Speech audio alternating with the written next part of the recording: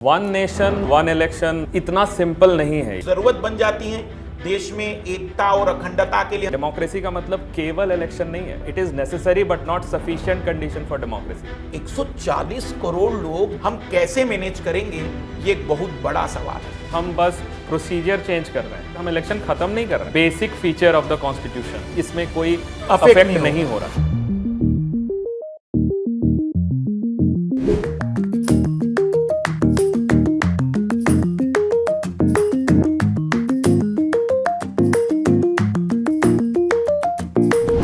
One nation one election, ये एक ऐसा टॉपिक है जिस पर आए दिन चर्चा होती रहती है। बीच बीच में ये जिन निकल कर आता रहता है। इतिहास के पन्ने पलटकर देखेंगे तो आपको पता चलेगा कि साल 1983 से इस पर चर्चा होती आ रही है। आए कुछ दिन में इस पर बात होती है। हम भी लैलन टॉप न्यूज़ रूम में इस मुद्दे पर लगातार कवरेज कर रहे हैं। इस देश के माननीय सांसदगण भी इस पर लगातार बयान दे रहे हैं, पक्ष और विपक्ष में तर्क आ रहे हैं।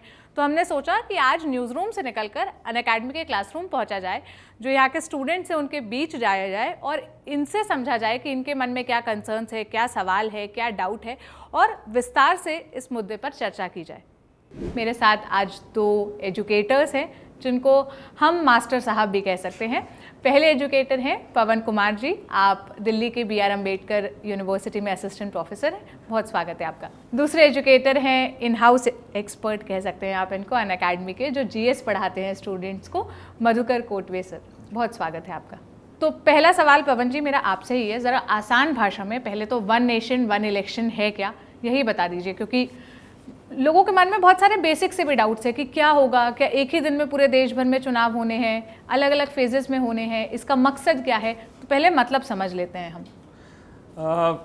One nation one election term शब्द से ही पता चल रहा है कि एक इलेक्शन होना है एक कंट्री में, बट इतना सिंपल नहीं है ये basically voter point of view से है कि जो वोटर है वो एक ही दिन में अलग अलग इलेक्शंस, जो असेंबली इलेक्शंस होते हैं, लोकसभा इलेक्शन होते हैं, उसके लिए एक ही दिन वो घर से बाहर निकलेगा और वो उसी एक दिन में वो असेंबली इलेक्शन के लिए भी वोट करेगा और लोकसभा इलेक्शन के लिए भी वोट करेगा। ओके, बट कॉन्सेप्चुअली ये इसका मतलब ये भी होता है कि हम लोकल लेवल्स पे भी इलेक्शन उसी दिन करवाएं, बट इंडिया जैसे बड़े कंट्री में जहाँ पर बहुत सारे पंचायत्स हैं और बहुत सारे लोकल कॉन्स्टिट्यूएंसीज हैं, वहाँ पॉसिबल नहीं है। सो अभी जो वन नेशन वन इलेक्शन का मतलब है वो बस यही है कि assembly election, state assembly elections और लोकसभा इलेक्शन, ये दोनों इलेक्शंस एक ही दिन में होंगे। बट इसका ये भी कंफ्यूजन नहीं होना चाहिए कि सब कुछ एक ही दिन में हो जाना है। ओके, ये इसका मतलब बिल्कुल भी नहीं है, और फेजेस में ही होंगे इलेक्शंस। ओके, ऐसा नहीं है कि आप एक ही दिन में पूरे कंट्री में सारे स्टेट असेंबलीज में और पूरा लोकसभा इलेक्शन एक ही दिन में कंडक्ट हो जाएगा, पॉसिबल नहीं है। आपसे मैं दूसरा सवाल पूछूं इससे पहले तो आप मुझे क्लासरूम के बारे में बता दीजिए। अनअकैडमी क्लासरूम का मेन मकसद जो है, एक तो UPSC के सिलेबस को 800 आवर्स में न केवल कवर करना, बल्कि वीकली टेस्ट और प्रैक्टिस से स्टूडेंट्स की तैयारी को बेस्ट करना, क्योंकि हमारा मोटिव है रिजल्ट ओरिएंटेशन। हमारा मोटिव है स्टूडेंट्स को जितना हो सके एग्जाम के पॉइंट ऑफ व्यू से प्रिपेयर कराना। तो यही टारगेट, यही रिजल्ट हम चाह रहे थे कि ऑनलाइन से अब इसे ऑफलाइन में भी लाया जाए। इसका मतलब ये नहीं कि हम ऑनलाइन में खत्म हो गए, ऑनलाइन में अभी भी हमारा वही मोटिव, वही टारगेट चल रहा है, बट हम क्योंकि अब इसे चाह रहे हैं कि ये हाइब्रिड या ऑनलाइन एंड ऑफलाइन दोनों तरीके से हो सके, ताकि हम दोनों जगह पर स्टूडेंट्स को जितना हो सके बेनिफिट उपलब्ध करा सके। अब दूसरा सवाल, वन नेशन वन इलेक्शन की ज़रूरत क्या है? इससे किसको बेनिफिट होगा? वोटर्स को बेनिफिट होगा, या फिर जो पॉलिटिशियंस हैं उनको बेनिफिट होगा, या इससे देश का भला होगा? आई थिंक इसमें आपके दो सवाल है। पहले तो जरूरत क्या है और दूसरा बेनिफिट किसको है। देखिए, जरूरत के हिसाब से अगर हम चीजों को देखेंगे तो मुझे लगता है कि सबसे ज्यादा जरूरी चीज है ये। अगर हम बात करें इलेक्शनों की, हमारे देश में 28 स्टेट है, फिर एक कंट्री लोकसभा चुनाव के रूप में जानी जाती है कि भी पूरा एक आम चुनाव होता है। पूरे 5 साल में हर साल किसी न किसी स्टेट में इलेक्शन होते रहते हैं। हमारा इलेक्शन कमीशन कहे, हमारी एडमिनिस्ट्रेटिव पूरी मशीनरी कहे, यहाँ तक कि टीचर्स, प्राइमरी और जो मुझे लगता है प्राथमिक और माध्यमिक विद्यालय में जो शिक्षक पढ़ाते हैं, उनको बहुत बार अपने मूल कार्य को छोड़कर शिक्षा को मतलब प्रदान करने की जगह पर इनमें ड्यूटी के लिए जाना होता है। तीसरा बड़ा मुझे लगता है कि खर्च वाली जो प्रॉब्लम है कि हमारे यहाँ पर तो ऑफिशियली 95 लाख रुपीस का खर्च अलाउ है। अगर हम लोकसभा चुनाव में सांसद के चुनाव की बात करें तो इन खर्चों को अगर आप विधानसभाओं के साथ जोड़ दीजिए तो लगभग 4,500 करोड़ रुपए की अर्थव्यवस्था बनती है केवल इलेक्शनों की। ये बहुत बड़ा अमाउंट है। ये मतलब सरकारी खर्चे की मैं बात कर रहा हूं, जिसमें हम ये नहीं कह रहे कि सांसद या विधानसभा के लिए जो प्रत्याशी उतरे उन्होंने खर्चे किए, नहीं। इसमें आपके पोलिंग बूथ से लेकर वो सारे जो भी खर्चे हो सकते हैं, तो ये बहुत बड़ा अमाउंट है। और मुझे लगता है कि यदि हम अपने आने वाले जो समय है, जिसमें हम आने वाले 100 वर्ष में अपने देश को जिस तरीके से देखना चाहते हैं, ये समय आ गया है कि अब हमें उन सुधारों की ओर आगे बढ़ना चाहिए जो अभी तक ऐसे सोचे जाते थे कि नहीं हो सकते, अब उन्हें किया जाना चाहिए। तो अब ये ज़रूरत भी है। और इस समय जिस तरीके की समस्याओं से हम जूझ रहे हैं, हर बार इलेक्शनों में कई बार हम देखते हैं कि नेता कई बार सौहार्द बिगाड़ने का प्रयास करते हैं, तो एक बड़ा यहाँ मुझे लगता है कि ज़रूरत बन जाती है। देश में एकता और अखंडता के लिए हमने वन टैक्स लाया, उसके बाद फिर अब हम कई सारी जगह पर वन कार्ड लेकर आ गए कि राशन कार्ड भी अब वन नेशन वन कार्ड हो गया है। तो अब इलेक्शन का भी समय है कि हम वन इलेक्शन वन कंट्री पर आए। अब सवाल है इसमें सबसे ज्यादा लाभ किसे है। देखिए, वैसे तो अगर कंपेरेटिवली कहें मुझसे आप, तो सबसे ज्यादा लाभ नेशन को है। मतलब इसमें वोटर और पॉलिटिकल पार्टीज को जितना बेनिफिट हो सकता है कुछ सपोर्ट करे, कुछ विरोध करे, लेकिन नेशन को इससे निश्चित ही बेनिफिट होंगे, क्योंकि नेशन कहीं ना कहीं अपनी इकोनॉमिकल, अपनी पॉलिटिकल और अपनी सोशल प्रॉब्लम का सॉल्यूशन इस एक रास्ते से प्राप्त कर सकता है। खास करके अगर हम बात करें जो सोशल इश्यूज आजकल क्रिएट होते हैं इलेक्शन के समय में, जो पॉलिटिकल प्रॉब्लम्स क्रिएट होती है इलेक्शन के समय में, एक सॉल्यूशन मिल सकता है। हाँ, लेकिन अगर आप कंपैरिजन करें तो नेशन के बाद यदि किसी को बेनिफिट हो सकता है तो वो है वोटर्स। हमारा मेन मकसद है कि वोटर्स को हमें अभी भी मोटिवेट नहीं किया है। हमारे वोटर्स अभी भी इलेक्शन में उतना एग्रेसिवली पार्टिसिपेट नहीं कर पा रहे हैं। तो मुझे लगता है कि सेकंड जो बेनिफिट हो सकता है वोटर्स, क्योंकि अगर एक ही बार जाना है, जैसे कोई काम अगर साल में 2-3 बार होता है तो कहीं ना कहीं हो सकता है आपके मन में एक लेजीनेस आ जाए, पर आपको पता है कि एक ही बार करना है, तो शायद वोटर्स को भी हम इसमें मोटिवेट कर सकते हैं। बाकी बची पॉलिटिकल पार्टीज, उन्हें हर बार बेनिफिट होगा ही, फिर वन इलेक्शन वन नेशन की बात हो या फिर मल्टी इलेक्शन वन नेशन की बात। पवन जी, इसी से जुड़ा मेरा दूसरा सवाल है आपसे। जब ये तर्क आता है तो जो विपक्ष है या जो इसके विरोध में है, उनकी तरफ से बात आती है कि जब इलेक्शंस होते रहते हैं फ्रीक्वेंटली, वो एक चेक पॉइंट की तरह काम करते हैं कि पॉलिटिशियंस के बीच में डर रहता है कि अब जनता के बीच जाना है, इस बात का जवाब देना है, इस बात पे हमारी जवाबदेही तय होगी, हमें हो सकता है आने वाले चुनाव में इसका नुकसान हो जाए, तो वो चेक पॉइंट खत्म हो जाएगा। 5 साल में एक बार चुनाव होगा और फिर 5 साल के लिए निश्चिंत कि कुछ भी करो, अब तो सीधे 5 साल बाद जाकर जवाब देना है। देखिए, यहाँ पर एक चीज़ हमें समझना इम्पॉर्टेंट है कि ये जो सवाल है इसमें मेनली ये अंडरस्टैंडिंग निकल के आता है कि डेमोक्रेसी का मतलब क्या होता है, वोटिंग है ना, इलेक्शंस। सो वो एक मिसकंसेप्शन है जो हमारे दिमाग में क्रिएट कराया जाता है। ओके, डेमोक्रेसी का मतलब केवल इलेक्शन नहीं है। मैं ये बोलूँगा कि it is necessary but not sufficient condition for democracy. Okay, necessary तो है बट सफिशिएंट नहीं है। और भी बहुत सारी चीज़ें हैं जो डेमोक्रेसी को डिफाइन करती है और उसके लिए इम्पॉर्टेंट है, और उसमें से सबसे इम्पॉर्टेंट चीज़ है डेलिब्रेशन, है ना, हर मुद्दे पे डेलिब्रेशन होना। अगर देखिए 2018 से 23 का अगर हम आंकड़ा लेते हैं तो वहाँ इस बीच में करीब 29 असेंबली इलेक्शंस हुए हैं, 1 लोकसभा इलेक्शन हुआ है, और जो अब होंगे वो और ऐड होंगे उसमें। ओके, तो मतलब एक कॉन्टिन्यूअस इलेक्शन प्रोसेस में हम ऑलरेडी हमेशा हैं। ओके, हमेशा हम उसी में जूझ रहे हैं। ओके, हमारे लिए शायद वो उतना प्रॉब्लमैटिक नहीं हो, बट जिसके लिए वो एक प्रोफेशन है, जो पॉलिटिशियन है, लीडर है, उसके लिए जीतना इज सबसे इंपॉर्टेंट, बिकॉज अगर वो जीत कर नहीं आएगा देन वो और कुछ कर नहीं सकता है। फिर अगर वो जो भी डेवलपमेंट एक्टिविटीज, जो भी पॉलिसीज लेकर आने, जो भी वो वेलफेयर के लिए सोच रहा है, वो नहीं कर पाएगा। ओके तो उसके लिए सबसे इंपॉर्टेंट हो जाता है जीतना।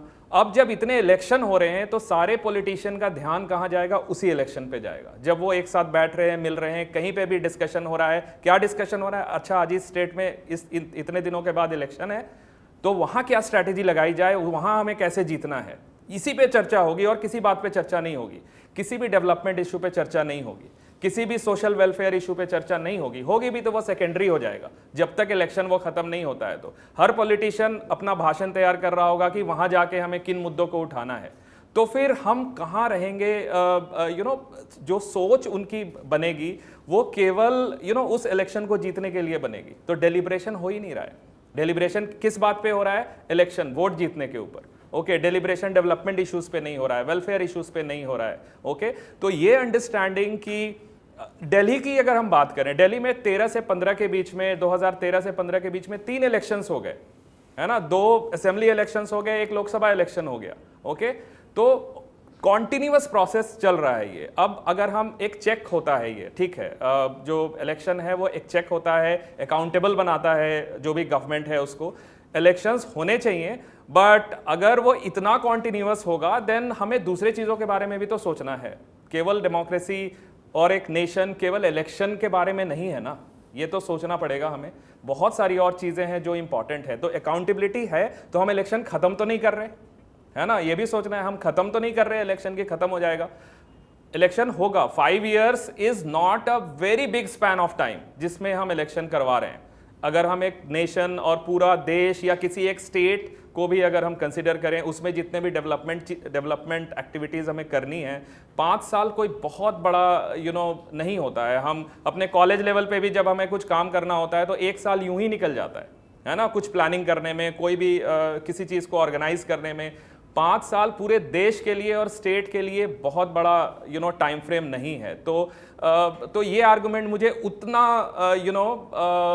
ऑथेंटिक या उतना स्ट्रांग नहीं लगता है कि इससे अकाउंटेबिलिटी में कुछ कमी आएगी। पंचायत इलेक्शंस हमारे हो ही रहे हैं। ओके यहाँ पर अगर हम इसमें थोड़ी सी इस वन नेशन वन इलेक्शन को अगर हम इम्प्लीमेंट करने की कोशिश करते हैं, उसमें फ़ायदे ज़्यादा हैं। ओके नुकसान कम है। नुकसान इंडिविजुअल या सेल्फ इंटरेस्ट वाला नुकसान है, बाकी नेशन के पॉइंट ऑफ व्यू से देखेंगे तो हमें नुकसान कम है।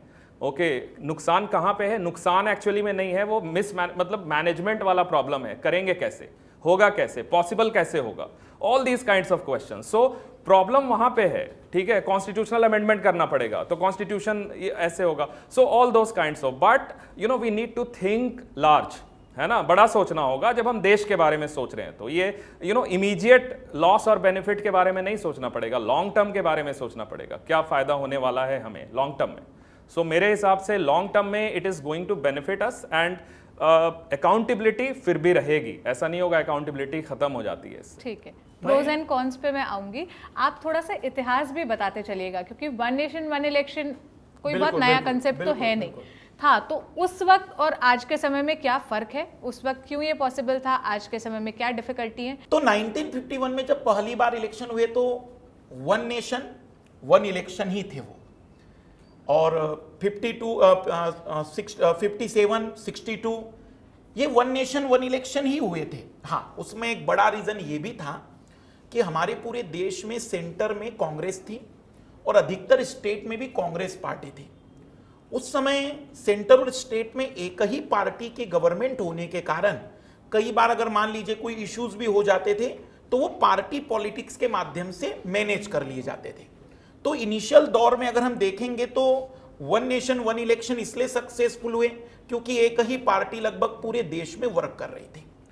दूसरा एक बड़ा पहलू था कि सेंटर और स्टेट के बीच के जो रिलेशंस थे, अगर आप इनिशियली देखेंगे तो काफी अच्छे थे और इस कारण से शुरुआत में हो पाए। लेकिन 1959 में 60 में जब वामपंथी गवर्नमेंट बनी केरल की और वहां पर राष्ट्रपति शासन लगा, तो उसके बाद से ये चीजें ब्रेक होना शुरू हुई। तो पहले कम्युनिस्ट पार्टी की गवर्नमेंट को जब एक तरीके से स्टेट इमरजेंसी में डाला गया, राज्य में आपातकाल लगा दिया गया, उसके बाद चीजें बदलने लगी और फिर 1971 के जो इलेक्शन थे, आम चुनाव जो थे, वो 1 साल पहले ही कर दिए गए। यहां से जो फ्रीक्वेंसी बिगड़ी तो इसको सिंक्रोनाइज कर पाना अभी तक मुश्किल बन गया, क्योंकि फिर वो लगातार पैटर्न बदलते चले गए। फिर उसके बाद राज्यों का भी फॉर्मेशन होता गया, कभी मध्य प्रदेश से फिर छत्तीसगढ़ बना, यूपी से उत्तराखंड बना, हर चीज अलग अलग समय पर डेवलप होती चली गई। तो उसके अकॉर्डिंग फिर हमारा इलेक्शन सिस्टम डेवलप्ड हुआ। 1983 में पहली बार इस पर चर्चाएं शुरू हुई, मतलब आज से 40 साल पहले चुनाव आयोग ने इसके बारे में रिकमेंडेशन दिया। बट उसके बाद फिर 1983 के बाद सीधा 1999 में विधि आयोग आता है। विधि आयोग या कानून मंत्रालय के द्वारा समय समय पर किसी विशेष विषय पर बनाया जाता है। यह किसी कानून के माध्यम से नहीं, केवल सरकारी आदेश से निर्मित होता है, अर्थात यह गैर संवैधानिक और गैर सावधिक निकाय होता है। विधि आयोग में ये रिकमेंडेशन कहा गया कि भाई हमें इस पर चर्चाएं करनी चाहिए। उस समय भी अटल बिहारी वाजपेयी जी की सरकार थी और उस समय भी इस पर चर्चाएं हल्की फुल्की शुरू हो गई थी, लेकिन इस पर बड़ी चर्चाएं शुरू हुई 2015 से, जब पार्लियामेंट्री परमानेंट कमेटी ने इसको रिकमेंड किया। और हाल फिलहाल में इसकी चर्चाओं का बड़ा कारण रहा हमारे माननीय प्रधानमंत्री मोदी जी के द्वारा इसे 15 अगस्त के मौके पर राष्ट्र को संबोधित करते हुए भी लक्ष्य बताया गया। और फिर अभी माननीय पूर्व राष्ट्रपति रामनाथ कोविंद जी की अध्यक्षता में एक कमेटी भी बनाई गई कि इसको कितना प्रैक्टिकली पॉसिबल है, इस बेसिस पर ये पूरा एक हिस्ट्री चल रहा है।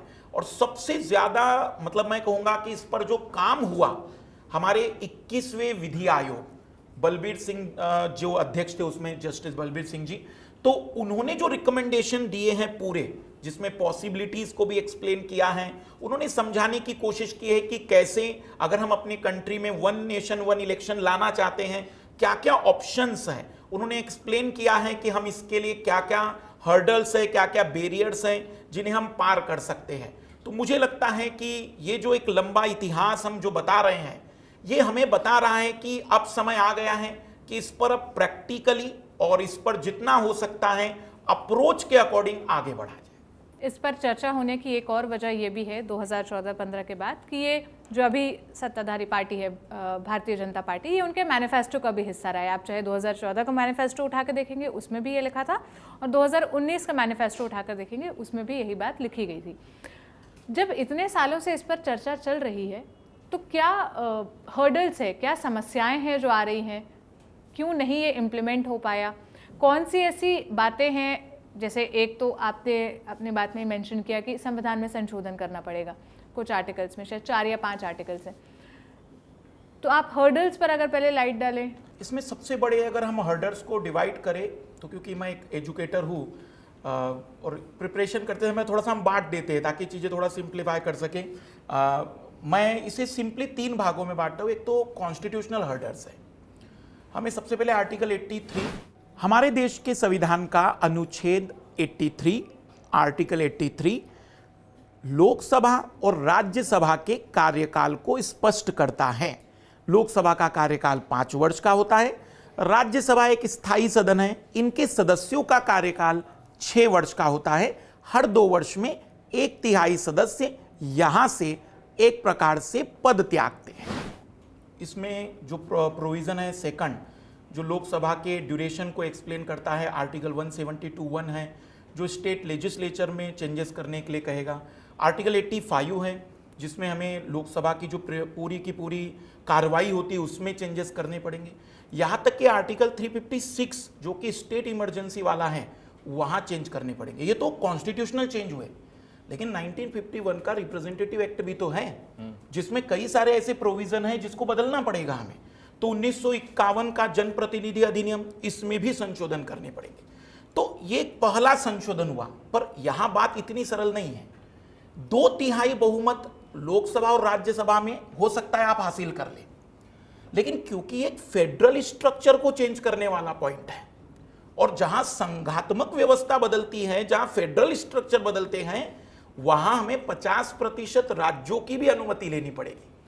अब उस दौर में जहां 1960 की मैं बात करूं, मैं आपको 70% राज्यों में भी अनुमति दिला दो। लेकिन आज जहां पर सेंटर की पार्टी और स्टेट की पार्टियों में अगर हम देखें, अगर हम बात करें पंजाब की, पश्चिम बंगाल की, तमिलनाडु की, केरल की, आंध्र प्रदेश की, अभी हम बात करें राजस्थान की, छत्तीसगढ़ की, तो क्या ये इतना आसान है? दूसरा जो बड़ा बैरियर है, जो कॉन्स्टिट्यूशनल से हटकर देखें हम इसमें, तो जिसको हम कहते हैं लॉजिस्टिक्स, जैसे सर ने कहा, लॉजिस्टिक बैरियर में सबसे पहला जो बैरियर हम कह रहे सिंक्रोनाइज कैसे करेंगे। सिंक्रोनाइज करने का मतलब हुआ कि भाई आज मान लीजिए किसी लेजिस्लेचर असेंबली जो है उसके भी 2 साल बचे हैं, क्या वो तैयार हैं कि हम पहले ही अपने आप को सरेंडर कर दें? क्या वो डिसॉल्व करने के लिए तैयार हैं? सिंक्रोनाइज करने में सबसे बड़ा बैरियर है कि जिन विधानसभाओं के अभी टाइम पीरियड बचे हैं, क्या वे तैयार हैं अपनी विधानसभाओं को यहां पर विघटन करने के लिए? दूसरा बड़ा बैरियर जो हम कहेंगे लॉजिस्टिक वे में आएगा, जिनके इलेक्शन अभी होने हैं जस्ट, जैसे कि अभी हाल फिलहाल में एमपी के इलेक्शन है, राजस्थान के इलेक्शन है, तो क्या हम उनको होल्ड कर सकते हैं? क्या उनको रोका जा सकता है? तीसरा बड़ा हर्डर है कि चलिए ठीक है, आप ये सारी बातें लेकर आ गए, किसी स्टेट में किसी को भी पूरा बहुमत नहीं मिला, तो फिर आपके पास क्या सॉल्यूशन है? आप अभी देख रहे होंगे कि महाराष्ट्र में 5 साल में सरकार कितनी बार बनी और बिगड़ी है। बड़ा सवाल यह है कि अगर किसी को भी पूर्ण बहुमत नहीं मिलता है और त्रिशंकु विधानसभा बनती है, तो उसका समाधान क्या है? चौथा बड़ा हर्डर है कि यदि अविश्वास प्रस्ताव किसी राज्य में आ जाता है, तो आप अगर उस अविश्वास प्रस्ताव को पारित कर देते हैं और कोई नई सरकार बनाने के लिए आगे नहीं आता है, तो आपके पास क्या ऑप्शंस हैं? और उसमें भी आप जो सबसे बड़ी फाइनेंशियल बात हम करें कि एक साथ इलेक्शन करने का मतलब हुआ कि 140 करोड़ लोग, जिसमें 18 साल से लोगों की आबादी दुनिया में सबसे ज्यादा है, हम कैसे मैनेज करेंगे? ये एक बहुत बड़ा सवाल है, क्योंकि हमारे इलेक्शन कमीशन के पास कोई मशीनरी नहीं है, हमारे इलेक्शन कमीशन के पास कोई उसके अपने खुद के एक तरीके से कर्मचारी नहीं है, वो कहीं ना कहीं एडमिनिस्ट्रेटिव पर ही डिपेंड है। तो जो लॉजिस्टिक प्रॉब्लम है वो सिंक्रोनाइज करना, और जो फाइनेंशियल प्रॉब्लम और जो बाकी प्रॉब्लम जिसको हम कह सकते हैं, वो इन सभी हर्डल्स को कैसे सॉर्ट आउट करना। और अगर एक छोटे छोटे प्रॉब्लम देखें तो कहीं ना कहीं आप ये जो प्रस्ताव लाना चाह रहे हैं तो सर्वसम्मति से लाएंगे, आप अपोजिशन पार्टियों को कैसे तैयार करेंगे? 9 अपोजिशन पार्टी इस बात का पूरी तरह से विरोध कर चुकी है। ये तो हैं हर्डल्स जिसकी हमने बात की, लेकिन एडवांटेज क्या है? कुछ पॉइंट्स तो आपने गिनाए, जैसे आपने इकोनॉमिकल, फाइनेंशियल गिनाए। सबसे बड़ा फ़ायदा क्या है वन नेशन वन इलेक्शन अगर इम्प्लीमेंट होता है तो? क्या नेशन के पैसे बचेंगे, ये है, या गवर्नेंस या पॉलिसी में थोड़ी सी आसानी आएगी कि हर कुछ टाइम बाद चुनाव नहीं होने पड़ेंगे, तो कम से कम काम सही से हो पाएगा, ये नहीं कि आचार संहिता लग रही है या कहीं पर अब काम रोकना पड़ रहा है। मतलब मैं जानना चाहती हूँ कि मेन एडवांटेज क्या है? अगर इनसे सवाल पूछा जाए, इन स्टूडेंट से, या यूपीएससी पे सवाल आए एक कि क्या फ़ायदा है one nation one election implement करने में, तो क्या मेजर पॉइंट्स आप हाईलाइट करेंगे? देखिए, इसमें जो भी एडवांटेजेस है ना, वो बहुत इंटरलिंक्ड हैं। ठीक है, अगर हम फाइनेंशियल की बात करें तो फाइनेंशियल डेवलपमेंट एक्टिविटीज़ से इंटरलिंक्ड है। ओके, प्लस अगर हम डेवलपमेंट इश्यूज़ पे डेलिब्रेशन डिस्कशन की बात करें, जो कि एक नेशन के लिए बहुत इंपॉर्टेंट है, वो भी इससे जुड़ा हुआ है। ओके, तो सारे पॉइंट्स काफ़ी जुड़े हुए हैं, बट ओवरऑल अगर हम बात करेंगे तो फाइनेंशियल है। ओके, जो एक मेजर कारण है वन नेशन वन इलेक्शन का, प्लस जो हमारा टाइम ख़राब होता है बहुत सारे इलेक्शंस करते करते, जैसे मैंने बताया 29 इलेक्शन हुए हैं 18 से 23 के बीच में, असेंबली इलेक्शन और एक लोकसभा इलेक्शन, तो हमारा पूरा टाइम इलेक्शन को ही मैनेज करते हुए जा रहा है। ओके, जो पॉलिसी मेकर्स हैं, हमारे लिए उतना प्रॉब्लमेटिक नहीं है, पॉलिसी मेकर के लिए वो वही एक इंगेजमेंट बन जाता है फिर पूरा इलेक्शन पीरियड तक। ओके, तो सारे जो इंपॉर्टेंट इश्यूज हैं देश के, वो पीछे रह जाते हैं, वो नेग्लेक्ट हो जाते हैं, उस पर बात ही नहीं होती है। तो हम कहाँ से फिर आगे बढ़ेंगे, compete करेंगे, इंटरनेशनली कैसे compete करेंगे? तो फाइनेंशियल बहुत इंपॉर्टेंट है। फाइनेंशियल प्लस मैं बोलूँगा जो डाइवर्जन है हमारा एक इम्पॉर्टेंट मुद्दों से, जो पार्लियामेंट में जो डिस्कशन होना है, जो पॉलिसी मेकर्स को जिन चीज़ों पे सोचना चाहिए, ओके, वो उस चीज़ से भटक कर इलेक्शन के ऊपर ही उनका फोकस चला जाएगा। ओके तो मुझे लगता है कि ये सबसे इम्पॉर्टेंट रीज़न है क्यों वन नेशन वन इलेक्शन होना चाहिए। मधुकर जी, आप क्या ऐड करेंगे? मैं सर के साथ तो पूरी सहमत हूँ, लेकिन एक बहुत बड़ी बात आकर पिछले 10 साल में चेंजेस देख रहे होंगे। मतलब 1990 से पहले आपने कभी किसी प्रधानमंत्री जी को देखा है कि स्टेट इलेक्शन में इतनी ज़्यादा रैलियाँ होती हैं? हम ये नहीं कह रहे हैं कि इस समय ज़्यादा रैलियाँ मोदी जी कर रहे नहीं, गलत है ये। इस समय का दौर ऐसा है, इस समय का माहौल ऐसा है कि हर इलेक्शन में हमारी एग्जीक्यूटिव जो हैं उसको पार्टिसिपेट करना पड़ रहा है।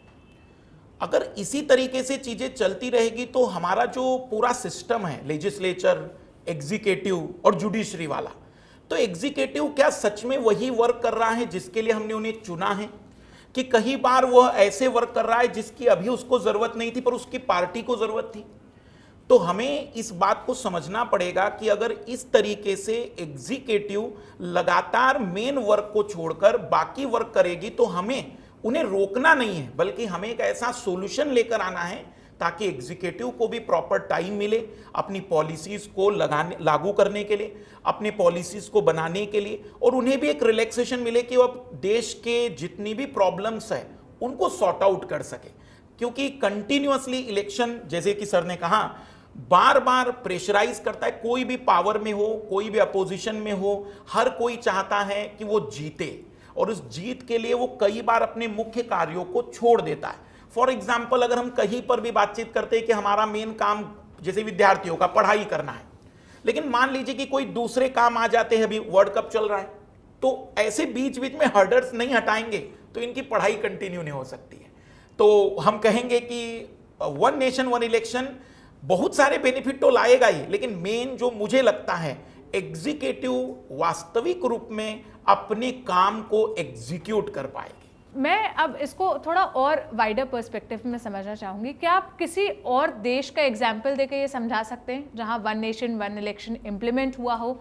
वहाँ किस तरह से, मतलब हम उनसे क्या लर्निंग्स ले सकते हैं, वहाँ से क्या चीज़ें हैं जो हम अपने यहाँ एग्जीक्यूट कर सकते हैं? मैं कहूँगा, देखिए, एग्जाम्पल तो मैं अभी आपके सामने रख रहा हूँ बहुत सारे, लेकिन भारत के परिप्रेक्ष्य में अगर आप उन एग्जाम्पलों को देखेंगे तो भी हम सेटिस्फाइड नहीं हो सकते हैं। क्योंकि कहाँ हमारे 140 करोड़ की आबादी, कहाँ हमारा इतना बड़ा जियोग्राफिकल एरिया, कहाँ हमारी इतनी डाइवर्सिटी, इतने डाइवर्सिटी वाली पार्टीज, बहुत सारा चीज़ें डिफरेंट हो जाती है। लेकिन जैसे ब्राज़ील की हम बात करें, कोलंबिया की बात करें, तो यहाँ पर प्रेसिडेंशियल सिस्टम है। प्रेसिडेंशियल सिस्टम, राष्ट्र अध्यक्ष व्यवस्था, जिसे वास्तविक रूप में कई बार अमेरिकन व्यवस्था भी कहते हैं, क्योंकि पहली शुरुआत यही से हुई थी। इस व्यवस्था में विधायिका और कार्यपालिका, लेजिस्लेचर और एग्जीक्यूटिव एक दूसरे से पूर्ण रूप से स्वतंत्र होते हैं। जुडिशरी के साथ हम कहेंगे तीनों ही एक दूसरे से स्वतंत्र होते हैं। मॉन्टेस्क्यू की आदर्श कल्पना है। तो वहां लेजिस्लेचर के और प्रेसिडेंशियल इलेक्शन एक साथ ही होते हैं। हमारे यहां पर तो पार्लियामेंट्री सिस्टम है। पार्लियामेंट्री सिस्टम होने के कारण हमारा जो एग्जीक्यूटिव है वो लेजिस्लेचर में से ले लिया जाता है। तो वैसे तो हम एक साथ ही कर रहे हैं। अगर देखा जाए कि ब्राजील का उदाहरण लोग जो देते हैं कि वहां एक साथ चुनाव होते हैं, मैं कहूंगा हम पार्लियामेंट्री सिस्टम में एक साथ ही तो कर रहे हैं सब, क्योंकि उसी पार्लियामेंट में से हम अपनी कार्यपालिका एग्जीक्यूटिव चुनने वाले हैं। लेकिन दक्षिण अफ्रीका का एक उदाहरण हम ले सकते हैं, जहां थोड़ी आबादी भी है, हमारे जैसी कुछ कंडीशंस है, डाइवर्सिटी है, उसका कॉन्स्टिट्यूशन भी हमारे जैसा लिबरल है, जिन्होंने फंडामेंटल राइट्स की सबसे डाइवर्स वेराइटी उपलब्ध कराई। इस दुनिया में अगर कोई कॉन्स्टिट्यूशन सबसे ज्यादा फंडामेंटल राइट्स देता है तो वो साउथ अफ्रीका का कॉन्स्टिट्यूशन है। तो दक्षिण अफ्रीका में स्टेट इलेक्शन और सेंटर इलेक्शन एक साथ होते हैं। वहां पर भी मैं कहूंगा कि कहीं ना कहीं पॉपुलेशन उतनी ज्यादा नहीं है, लेकिन हम उनसे ये सीख सकते हैं कि कैसे ये संभव हो सकता है। पर मेरे हिसाब से हमारा जो इलेक्शन कमीशन है उसके पास जो एक्सपीरियंस है वो दुनिया के किसी इलेक्शन कमीशन के पास एक्सपीरियंस नहीं है। क्योंकि जब भी आम लोकसभा चुनाव होते हैं तब भी 4 से 5 राज्यों के चुनाव साथ में विधानसभा के भी होते हैं, उसके थोड़े से 2 महीने पहले या 2 महीने बाद। तो हमारे इलेक्शन कमीशन को ज्यादा एक्सपीरियंस है कि इतनी बड़ी भीड़ के साथ दोनों इलेक्शन कैसे कंडक्ट कराए जाएं। तो जितना हो सके हम दूसरे रेफरेंस को यूज कम करें, क्योंकि हमारी पूरी कंडीशंस बहुत अलग हैं। हम बहुत अलग प्रकार की कंट्री हैं। हम जिस तरीके से दुनिया भर में उभरे हैं, आगे निकल रहे हैं, उस पॉइंट ऑफ व्यू को देखते हुए हमारे इलेक्शन कमीशन खुद के एक्सपीरियंस से ही इसको जितना इम्प्लांट कर पाएगा उतना सक्सेसफुल होगा। अब आप लोगों के मन में भी कोई सवाल होंगे तो आप लोग पूछ सकते हैं। Can you give an insight of how to crack this UPSC? Can you give some pro tips or something like that? Maximum student जो इस बार यूपीएससी का प्रीलिम्स दिए वे अधिकतर यही बात की शिकायत लेकर आए कि वे 2 ऑप्शन में डाउट हो गया, या वो क्वेश्चन तो समझ गए थे लेकिन उन्हें एग्जैक्ट उत्तर नहीं आ पा रहा है। उसका सबसे बड़ा रीजन है प्रैक्टिस। और जैसे हम बार बार कहते हैं, जो संडे के दिन कॉम्बैक टेस्ट कराता है जिसमें 1000 ऑफ स्टूडेंट्स हर संडे इस टेस्ट को अटेम्प्ट करते हैं, आपको रियल माहौल मिलेगा, रियल स्टूडेंट्स के बीच में आपकी रैंक जब आएगी। और कहीं ना कहीं सबसे बड़ा जो बेनिफिट होता है रिवीजन। जब आप कोई सब्जेक्ट रिवाइज करते हैं तो आपने उसे पढ़ा है, बट जब आप क्वेश्चन के अकॉर्डिंग उसको सॉल्व करते हैं तो आपको एक क्लैरिटी आती है कि अच्छा ये पॉइंट ज्यादा इंपॉर्टेंट है और इसमें क्वेश्चन ऐसा बन सकता है। उसके साथ उसके ऑप्शंस के कारण भी आपको कुछ बेनिफिट्स मिल जाते हैं।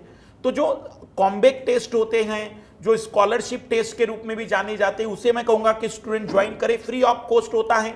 सबसे बड़ी बात है कि कोई चार्ज नहीं है। संडे के दिन आप 11 बजे 1 घंटे का 5-6 सब्जेक्ट होते हैं, एक्सपर्ट के द्वारा बनाए जाते हैं, उसको आप जरूर ज्वाइन करिए। उससे आपको प्रैक्टिस भी होती जाएगी और कहीं ना कहीं प्रिपरेशन में आप बार बार अपने आप को टेस्ट कर पाएंगे, चेक कर पाएंगे। बट उसके लिए जरूरी रिवीजन के बाद ही करें तो ज्यादा बेस्ट होगा। रिवीजन के साथ करें। ऐसा नहीं है कि बस आज मूड हुआ और बैठ गए, तो फिर उल्टा डिमोटिवेशन आ जाएगा और आपको लगेगा कि मैं तो सोच रही थी कि कुछ बढ़िया जिंदगी चल रही है, पर संकटों में गिर जाएंगे। From MLA to MPs to Panchayati Raj elections, is this against the idea of federalism? First question, and the second question is that how does it impact in our national politics? Lok Sabha, Vidhan Sabha, MP, MLA और पंचायत। तो पहले तो पंचायत या local हम ले ही नहीं रहे one nation one election में। उसका रीजन ये है क्योंकि अगर हम हमारे जो लोकल बॉडीज को भी इसमें शामिल कर देंगे तो फिर तो इसका कोई प्रैक्टिकल सोल्यूशन ही नहीं हो सकता है। फिर ये पॉसिबल नहीं है। हो सकता है आने वाले टाइम में आफ्टर एमपी और एमएलए इलेक्शन हम इसको इंक्लूड करें, तो अभी तो ये पॉसिबल नहीं है। तो हम कहेंगे कि एमपी और एमएलए के जो इलेक्शन होते हैं उन्हें अगर हम एक साथ करेंगे तो क्या फेडरलिज्म को ये चैलेंज करेगा?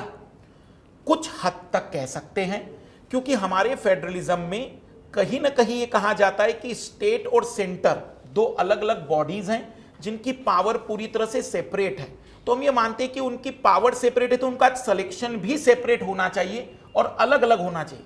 तो हम कहेंगे कि इसको अगर आप उस नजरिए से देख रहे हैं फेडरलिज्म वाले कि उनका अलग अलग इंपॉर्टेंस है, तो वो तब चैलेंज नहीं करेगा अगर वहां पर इलेक्शनों का केवल एक साथ होना हो, बाकी चीजों में कोई चेंजेस ना है। दैट मीन्स जो उनकी रिस्पॉन्सिबिलिटी, जो उनको कॉन्करेंट लिस्ट है, जो उनकी स्टेट लिस्ट है, जो उनको पावर दी गई है, वे सब अपने अपने अगर काम कर रहे हैं तो इलेक्शन के कारण केवल फेडरलिज्म को चैलेंज नहीं मिलेगा।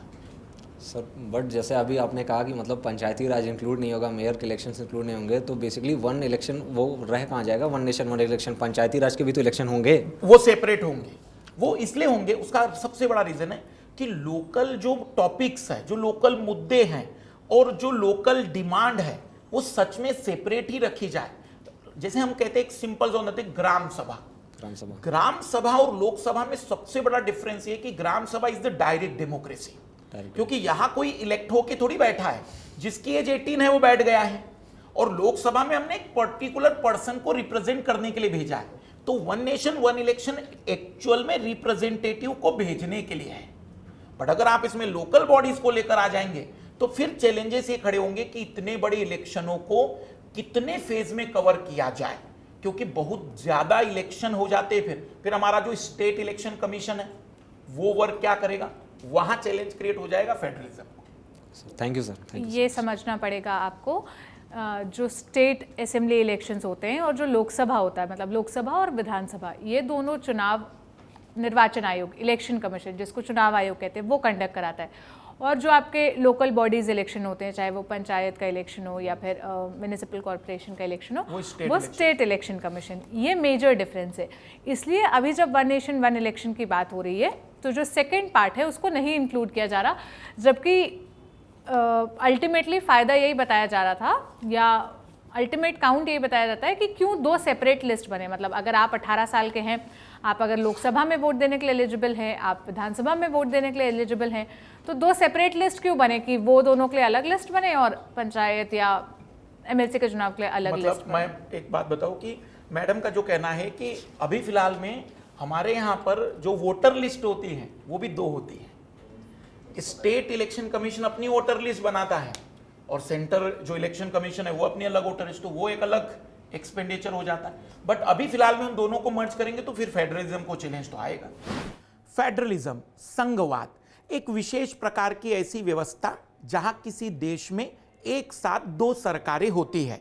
जैसे हमारे देश में केंद्र और राज्य सरकार, जब 2 सरकारें किसी भी क्षेत्र में हो, किसी देश में हो, तो हम उसे फेडरलिज्म कहते हैं। हमारे देश का फेडरलिज्म थोड़ा केंद्र सरकार को ज्यादा शक्तियां देता है, इसलिए लोग इसको क्वैसी फेडरलिज्म या अर्ध संघवाद भी कहते हैं। फेडरलिज्म का आइडिया है ना, इंडिया में हम बोलते हैं कुछ ऑथर्स ने, थिंकर्स ने ये बोला है कि क्वासाई फेडरल है, है ना? क्वासाई फेडरल है कहने का मतलब पूरी तरह से फेडरल नहीं, थोड़ा फेडरल, थोड़ा यूनिटरी फीचर्स लेकर हम चलते हैं। तो बहुत ज़्यादा डिफरेंस नहीं आने वाला है फेडरलिज्म में, जिस तरह के फेडरल जिस तरह का फेडरलिज्म हम फॉलो करते हैं। ओके, तो बिल्कुल मतलब फेडरलिज्म को कोई इससे नुकसान नहीं होगा। हाँ, ये होगा कि भाई कुछ कॉम्प्रोमाइज़ेस करने पड़ेंगे, बट वो हम वैसे भी करते हैं, तो यहाँ पॉइंट ये है कि हम अपने सेल्फ इंटरेस्ट को छोड़कर बड़े इंटरेस्ट के बारे में सोचना स्टार्ट करें। सर, आपने फाइनेंशियल बर्डन की बात करी थी, तो मुझे ये पूछना है सर, नीति आयोग की एक रिपोर्ट के according the current cost per voter is 10 rupees per voter जो करंटली आती है, 1 नेशन 1 वोट के बाद वो it will come down to 5 rupees per voter. So क्या ये इतना बड़ा मतलब फाइनेंशियल बर्डन इतना बड़ा फैक्टर बन सकता है इसमें कि इसमें 5 से 6 आर्टिकल्स में संशोधन करा जाए और वो 10 रुपये से 5 रुपये उस कॉस्ट के लिए, क्या ये आपको लगता है कि इतना बड़ा फाइनेंशियल बर्डन कम कर देगा? स्टेट वाइज कंपेयर करें कि एक स्टेट के इलेक्शन में कितना खर्चा होता है, जैसे इसके आंकड़े भी हैं, आप इलेक्शन कमीशन के वेबसाइट पे जाएंगे तो आपको मिलेगा कि जब भी एक साथ किसी एक स्टेट का और लोकसभा इलेक्शन कंडक्ट हुआ है वहाँ कितना खर्चा आया है, और अलग अलग जब होता है तो कितना आता है। ओके, तो वहाँ पर जब आप देखेंगे तो बहुत ज़्यादा डिफरेंस होता है। ओके, और वो डिफरेंस इतना है कि जो हम बहुत और जगह पे उस चीज़ों को मतलब उस पैसे को लगा सकते हैं, उसको यूज़ कर सकते हैं। ओके, तो 5 रुपये आपको लग रहा है कि एक वोटर के हिसाब से बहुत कम है, बट अगर हम उसको ओवरऑल देखेंगे then it will be too much. और ये आंकड़े भी, ऐसा नहीं है कि मैं ऐसे ही कुछ बोल रहा हूँ, ये इसका आंकड़ा है इलेक्शन कमीशन के वेबसाइट पे है। ओके, दिल्ली का अपना जो इलेक्शन हुआ था वो लोकसभा के इलेक्शन से ज़्यादा खर्चा हुआ था उसका, दिल्ली के स्टेट असेंबली इलेक्शन का जो हुआ था। ओके, तो उसका बहुत बढ़ जाता है जब स्टेट का अलग से अगर हम कंडक्ट करवाते हैं तो। और जब खर्चे की बात करते हैं तो स्टेट इलेक्शन में भी जो नेशनल गवर्नमेंट है वहाँ 50-50 बहुत बार मतलब उसको भी कंट्रीब्यूट करना पड़ता है, उसके जो भी खर्चा आता है उसके अंदर। लोकसभा होगा तो देना पड़ेगा, 50-50 होता है, असेंबली इलेक्शन होगा तो भी उसको शेयर करना पड़ता है। तो दोनों केस में डबल बर्डन हो जाता है। एक साथ होगा तो वो बर्डन कम हो जाएगा, है ना? तो फायदा है, ऐसा नहीं है कि नहीं है। नहीं, बट मैं यहाँ एक छोटी सी बात कहूंगा कि आप उसे केवल फाइनेंशियल अगर देख रहे हैं तो मेरे हिसाब से फिर इतने कॉन्स्टिट्यूशन अमेंडमेंट देखने ही नहीं है, क्योंकि हम अब इतने कोई गरीब कंट्री थोड़ी रहे कि बहुत तकलीफ में हम 10-12 रुपए के कारण बहुत डेवलपिंग से डेवलप्ड हो जाएंगे। बट ओनली फाइनेंशियल बेस के बेसिस पर अगर हम इन अमेंडमेंट को देखेंगे तो ऑब्वियसली हम कहेंगे कि ये तो नहीं होना चाहिए। बट इसका जो इम्पैक्ट है वो फाइनेंशियल की जगह पर सोशल, पॉलिटिकल ज्यादा है, और जितना पॉलिटिकल और सोशल हम स्ट्रांग होंगे उतना ही आने वाले टाइम में हम इस वर्ड में अपने आप को स्टैब्लिश्ड कर पाएंगे। सर, ये पॉइंट मैंने इसलिए भी बोला क्योंकि मुझे ऐसा लगता है कि 5 साल में अगर इलेक्शंस कंटेस्ट होते हैं, और जैसा कि अगर देखें हम तो साल भर में लगभग 3 महीने में हिंदुस्तान में कहीं ना कहीं चुनाव हो रहे होते हैं, तो वो चेक एंड बैलेंस जो है वो एक बड़ा फैक्टर नहीं बन जाता है एज़ कम्पेयर टू इस चीज़ से कि जो एग्जिस्टिंग पॉलिसीज़ हैं उन पे ही सरकार ठीक से ध्यान दे पाए, चेक एंड बैलेंस हर 3 महीने में सरकार को मिलता रहे। क्या ये बड़ा फैक्टर नहीं है एज़ कम्पेयर टू इसके कि जैसे आपने कहा कि वो लोग हर 3 महीने में इलेक्शन मोड में रहेंगे कि है ना, अपनी स्पीचेस रेडी कर रहे हैं, उनका ध्यान उस चीज़ पे लगा रहेगा बजाय इसके कि डेवलपमेंट पॉलिसीज़ पे और फोकस करा जाए। तो ये एक बड़ा फैक्टर है, या फिर चेक एंड बैलेंस होना चाहिए इस चीज़ को लेके कि हर ना उनके दिमाग में होना चाहिए कि कहीं ना कहीं हमें हार देखनी पड़ सकती है, क्योंकि नेशनल पार्टीज़ का एक दौर आता है। अगर बीजेपी का कांग्रेस का एक दौर आता है, उस समय में अगर उसका असर पूरे हिंदुस्तान में हर एक चुनाव पे पड़ता है एक समय पे, तो कहीं ना कहीं वो एक नेगेटिव इम्पैक्ट नहीं क्रिएट कर देगा चेक एंड देखिए बैलेंस। इस क्वेश्चन का मैं आंसर ऐसे करना चाहूँगा कि आप अपने पॉइंट ऑफ व्यू से सोचिए। आप वोटिंग करने जाते हैं तो आप क्या चाहते हैं अपने लीडर से, जो रिप्रेजेंटेटिव है, कि आपके दिमाग में केवल ये होता है कि मुझे इसे अकाउंटेबल बना के रखना है, ये हमेशा मेरे चेक में रहे, या आप ये भी चाहते हैं कि वो देश के बारे में, देश के लिए काम भी करे, है ना। काम करने का टाइम होना चाहिए ना। जब देश के लिए पॉलिसीज़ बनाना है उसके पास समय होना चाहिए, आराम से उसको सोचने के लिए टाइम होना चाहिए, इसके ऊपर डेलिब्रेशन करने के लिए टाइम होना चाहिए, डिस्कशन करने के लिए टाइम होना चाहिए। 3-3 महीने में इलेक्शन होता रहेगा, किसी भी स्टेट में होगा, वो पूरा का पूरा देश उसमें इन्वॉल्व हो जाता है, सारे पॉलिटिकल पार्टीज उसमें इन्वॉल्व हो जाते हैं, सेंट्रल गवर्नमेंट उसमें इन्वॉल्व हो जाता है। आजकल जैसे बता रही थी कि हर स्टेट में पीएम को भी जाना पड़ता है वहाँ पर भाषण देने के लिए और वोटर्स को इन्फ्लुएंस करने के लिए, जो कि उनके लिए बहुत इंपॉर्टेंट है, बिकॉज जीतना भी इंपॉर्टेंट है। तो फिर कैसे होगा, कैसे हम डेवलपमेंट करेंगे, कैसे हम मुद्दों पे बात करेंगे, कैसे हम उसके बारे में पॉलिसीज बनाएंगे, लोगों के वेलफेयर के लिए पॉलिसीज बनाएंगे। टाइम ही नहीं है सोचने का उसके बारे में। Long term impact better, long term impact better है ना इसका। ये डेमोक्रेसी का मतलब वही मैंने शुरू में भी बोला था, केवल वोट करना नहीं होता है। अकाउंटेबिलिटी केवल वोटिंग से ही नहीं आती है, जैसा सर ने बताया था। केवल वोट करना थोड़ी है डेमोक्रेसी, बहुत सारी और चीजें हैं डेमोक्रेसी, उनके बारे में हम कब सोचेंगे। I absolutely agree that we should try to approach one nation, one election, this. But should it be the priority number one in terms of fiscal prudence, considering most of our government institutions are not so fiscal prudent? अब समय आ गया है ऐसा जहां हम इसके बारे में बात करें। अभी तो मतलब चर्चा शुरू हुई है, चर्चा बहुत पहले से हो रही थी, बट अभी ये थोड़ा ज़्यादा चर्चा में है। बट मेरे हिसाब से अब समय आ गया है जब हम इस तरफ जाएं, बिकॉज हम बहुत अब स्टेबलाइज कर चुके हैं। जैसा सर ने भी बताया कि फाइनेंशियली भी हम स्टेबलाइज्ड हैं अभी, है ना। ऐसा नहीं है कि हम बहुत ज़्यादा फाइनेंशियली डगमगाए हुए पोजीशन में है, नहीं है वैसा। तो ये टाइम ऐसा है जब हम इस तरह के एक्सपेरिमेंट करें। ये वैसे भी एक्सपेरिमेंट नहीं है, हमने ऑलरेडी ट्राई किया हुआ है। बहुत सारे स्टेट्स में साइमल्टेनियस इलेक्शन होता है ना। जहाँ जब लोकसभा होता है तो 4-5 स्टेट्स में हुए हैं इलेक्शन कुछ अंतराल में। ओके, तो ऐसा भी नहीं है कि यहाँ ट्राई नहीं हुआ है, पहले भी होता था। 51 से हमारे यहाँ हो रहा था, अभी भी होता है। तो ऐसा नहीं है कुछ नया है, ऐसा नहीं है कि हम अनप्रिपेयर्ड हैं, है ना। अनप्रिपेयर्ड होंगे तो इलेक्शन कमीशन बोल देगा, है ना। ऐसा नहीं है, वो इलेक्शन कमीशन ये बोलेगा कि भाई अभी we are not prepared to conduct such kind of elections. Okay, वो बताएगा ना। हम कैसे जज कर रहे हैं कि हमारा इलेक्शन कमीशन प्रिपेयर्ड नहीं है? आप प्रिपेयर्ड हैं कि नहीं, ये देखिए।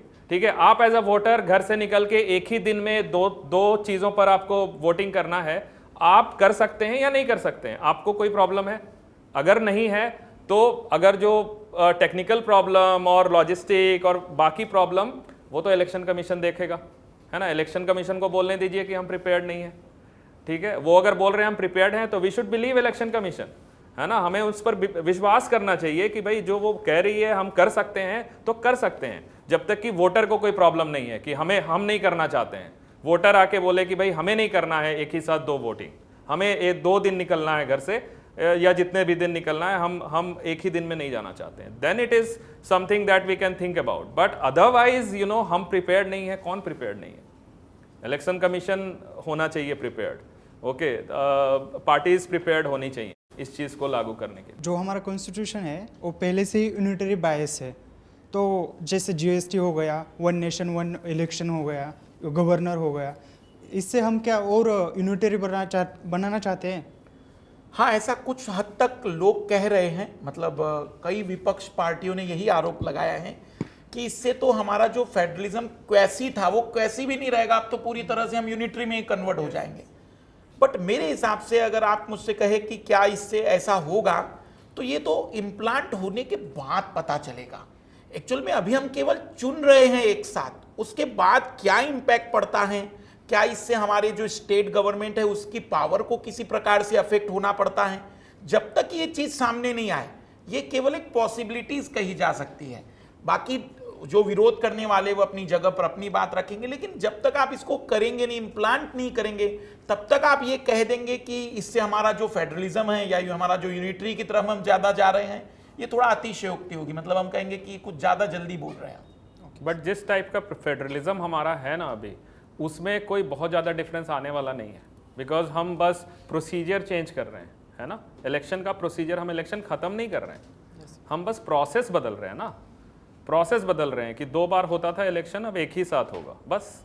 तो इसमें कोई वैसा जिसको बोलते हैं ना basic feature of the constitution, कोई बेसिक फीचर कभी नहीं, इसमें कोई अफेक्ट नहीं हो रहा है, अफेक्ट, है ना। अंत में मैं आप दोनों से रिकमेंडेशन चाहूँगी, कौन सी ऐसी किताबें, कौन से ऐसे लेक्चर्स, कौन से ऐसे व्यक्तियों को सुना जाए जिनसे यूपीएससी एस्पिरेंट्स का तो जो भी डाउट है वो क्लियर हो ही, एक बेटर पर्सपेक्टिव, एक बेटर उनको व्यू पॉइंट मिले ही। इसके अलावा जो आम लोग भी हैं जो समझना चाहते हैं वो भी उसे फॉलो कर सकें। सर पहले अभी तो मुझे लगता है इतने आर्टिकल्स आ रहे हैं न्यूज़पेपर में, अगर आप फॉलो करेंगे, एडिटोरियल्स आ रहे हैं उस पर, वो काफ़ी इन्फॉर्मेटिव हैं, दोनों पॉइंट ऑफ व्यू आपको काफ़ी अच्छे से उसमें देखने को मिलता है। आप थोड़ा अच्छे डिटेल में अगर समझना चाहते हैं तो आप जो रिपोर्ट्स आई हैं, ओके, लॉ कमीशन की रिपोर्ट है, उसको अगर आप पढ़ेंगे, उसमें सारे पॉइंट्स को बहुत ही डिटेल में बहुत अच्छे से समझाया हुआ है, सारे हर्डल्स उसमें समझाए गए हैं। तो ये सोर्सेज मुझे लगता है कि काफ़ी इन्फॉर्मेटिव हैं, ओके, हिस्टोरिकल पर्सपेक्टिव को भी समझने के लिए, फ्यूचर चैलेंजेस को भी समझने के लिए मुझे लगता है ये सोर्सेस बहुत अच्छे हैं। आगे बता सकते। बिल्कुल, मैं कहूँगा कि ज़्यादा इधर उधर ना जाए, अनअकैडमी को देखे, ललन टॉप को देखे, जिनके द्वारा ये कार्यक्रम किया जा रहा है, क्योंकि ललन टॉप ने भी इस पर 2 कार्यक्रम किए, और अनअकैडमी यूट्यूब चैनल हम कंटिन्यूअसली ऐसे मुद्दों पर डिस्कशन चालू ही रहता है। क्योंकि रियलिटी में, जैसे मैं कहूँगा कि सर ने कहा, PRS एक वेबसाइट है जिस पर लॉ कमीशन की पूरी आपको रिपोर्ट मिलेगी, और सिंपल लैंग्वेज में, ऐसा कुछ नहीं है, इंग्लिश में, हिंदी में, जैसे चाहे वैसे मिल जाती है। लेकिन एक आम व्यक्ति को समझने अगर चाहता है तो मैं कहूँगा कि वह सोशल मीडिया का थोड़ा सा यूज करे, लेकिन ऐसे जहाँ थोड़ी ऑथेंटिसिटी हो, जहाँ वो जानते हो कि चीज़ें जो बताई जाती हैं वो एक डायमेंशन वाली ना हो। तो मुझे लगता है कि कोई भी सोशल मीडिया वाली जो प्लेटफॉर्म है उन पर आप इन चीज़ों को देख सकते हैं। बाकी PRS और PIB 2 ऑफिशियली चीज़ें होती है जिसको हम हमेशा ही प्रेफर करते हैं। सब बुक्स अगर आप रेकमेंड करना चाहें specifically one nation one election के टॉपिक को लेकर, अगर किसी बुक ने केटर किया हो या इस टॉपिक को, मैं कहूँगा कि वन नेशन वन इलेक्शन के लिए तो जो सबसे बेस्ट है वो रिपोर्ट आई है जो विधि आयोग की, लेकिन इसके पहले एक पॉलिसी संवाद नाम से भी कुछ आजकल मैगजीन्स आती है, उनमें भी इस टॉपिकों को काफ़ी अच्छे से एक्सप्लेन किया गया है। हाँ, बुक्स भी हैं इसमें, आपको इसके रेफरेंसेस भी आपको मिलेंगे इन रिपोर्ट्स के अंदर, इसमें बुक्स को भी रेफ़र किया गया है, प्लस कुछ इंटरनेशनल ऑथर्स हैं जिन्होंने इस चीज़ को स्टडी किया है कि एक स्टडी इसके अंदर आई थी जिसमें ये समझाया गया था कि क्या ये वोटर को, मतलब क्या वोटर टर्नआउट ज़्यादा होता है अगर हम इलेक्शन को एक ही बार करते हैं, one nation one election follow करते हैं। तो वो सर्वे हुए हैं। हाँ, तो वो स्टडी ये बताती है कि ये जहाँ जहाँ पे भी एक साथ इलेक्शन हुआ है वहाँ वोटर टर्नआउट भी बढ़ा है, लोग ज़्यादा आए हैं वोट करने के लिए। तो स्टडीज़ काफ़ी हैं इसके ऊपर, और लिटरेचर भी है, मतलब बुक्स भी हैं जो इसमें इसके लिए आप रेफ़र कर सकते हैं। बट अभी के टाइम में मैं कहूँगा कि उससे ज़्यादा अच्छा सोर्स न्यूज़पेपर आर्टिकल्स हैं, जो चैनल्स एक कुछ अच्छे सोर्सेज हैं जहाँ पर कुछ वीडियोस हैं, बिकॉज़ ये अपडेटेड हैं, है ना, ये अपडेटेड हैं बिल्कुल। तो ये सोर्सेज ज़्यादा अच्छे सोर्सेज हैं अभी के टाइम पे। अदरवाइज़ आपको फिर हिस्टोरिकल ही अकाउंट मिलेगा किसी भी चीज़ का, जो आपको रिपोर्ट के अंदर भी मिलेगा। अनअकैडमी ये जो ओल्ड राजेंद्र नगर सेंटर है, यहाँ पर जो बैचेस चल रहे इस समय, इस बैच में 800 आवर्स का क्लास प्रोग्राम है। रेगुलर और वीकली टेस्ट के साथ साथ मेंटरिंग पर बहुत ज़्यादा ध्यान दिया गया है, खास करके उन स्टूडेंट्स को जो एक डायरेक्शन में बेटर वे में अपनी प्रिपरेशन पूरी करना चाहते हैं। तो इसलिए अनअकैडमी यह प्लेटफॉर्म आपको न केवल एक बेटर एजुकेशन एक्सपीरियंस देता है, बल्कि हर बार फिर नए नए एक्सपेरिमेंट के माध्यम से स्टूडेंट्स के अवेयरनेस को बढ़ाने के लिए कई कार्यक्रम करता है। धन्यवाद। तो ये थी पूरी बातचीत। मुझे उम्मीद है कि जो सारे बेसिक सवाल आपके मन में है वन नेशन वन इलेक्शन को लेकर, उन सवालों के जवाब आपको मिले होंगे। कैसी लगी आपके मन में अगर अभी भी कोई डाउट है तो आप ये हमें कमेंट बॉक्स में बताइएगा। आप दोनों का बहुत बहुत शुक्रिया वक्त देने के लिए, अनअकैडमी का शुक्रिया इस पूरे प्रोग्राम को कंडक्ट कराने के लिए। धन्यवाद। Thank you.